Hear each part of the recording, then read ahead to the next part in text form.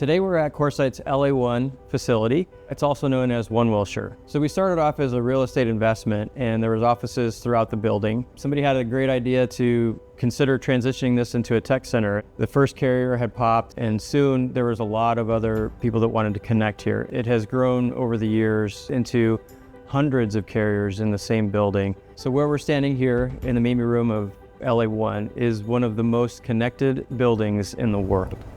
If I were to think of a headline for this project, it would simply be that CoreSite has taken LA1 into the 21st century. We had an older telco hotel that now is backed up by an enterprise-class data center generator plant.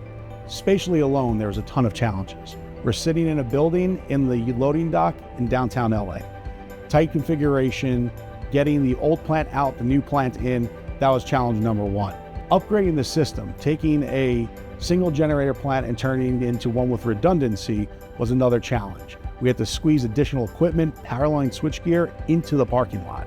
As you can imagine, as we're going through this project, there are multiple iterations of high-risk work that have to be coordinated with the landlord and especially with our customers. We had to tell our customers what we were doing, potential impacts, and everything associated with that.